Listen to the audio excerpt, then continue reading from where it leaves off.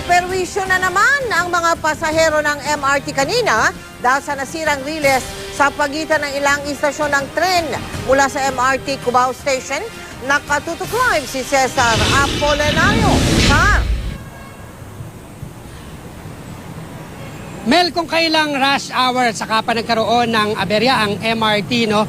Kaya marami sa ating mga kababayan ang hindi lang napakamot sa ulo, kundi umubos pa ng sakos-sakong pasensya.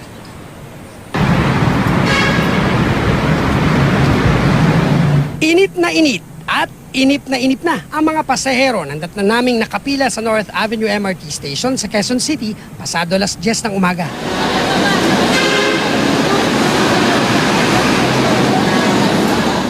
Ang ilan, dumiskarte na lang para hindi pagpawisan. Pero kahit halos 2 oras nang pinalipas ang pagkainip, wala pa rin maibigay na dahilan ng mga taga-MRT tungkol sa aberya. Ang problema, dumami pa ang mga pasaherong stranded. Hindi man lang nila sinabi na hindi nila mapasukin pag walang ticket. Tapos every 15 minutes daw bago mapasukin, kaya nakakainis. Kaya na pa nakapila. Naka-stop dun eh. Hindi gumagalaw eh. Oo, hindi ko alam ano nangyari. Maya-maya pa ilang gwardyang umikot. Bitbit ang puting papel na ito na may nakasulat na abiso na magkakaroon ng biyahe. Pero mula North Avenue hanggang Shaw Boulevard lang. Sa mismong riles ng tren, ilang tauhan nila ang tila may inaayos. Ilang sandali pa, may bumiyahe ng tren. Pero dahil marami ang nakapila, may ilang pasaherong nainip. Kaya nakipagsiksikan at nakipag-agawan sa pagsakay sa taxi o bus.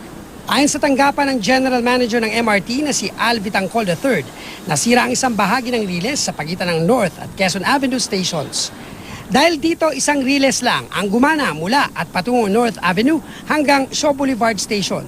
Gumagana naman ang 2 lanes ng MRT mula at patungong Shaw Boulevard hanggang Taft Avenue. Bandang tanghali, balik muli sa normal na operasyon ang MRT.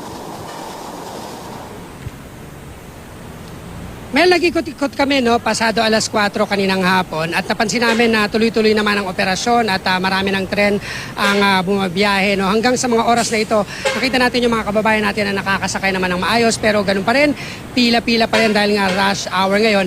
At kanina dito sa baba ng MRT ay nagsagawa ng kilos protesta itong Train Riders Network at hiling nila sa pamunuan ng MRT na ayusin ang MRT para raw sa kapakanan ng mga pasahero. Mel? Maraming salamat sa iyo, Cesar Apolinario.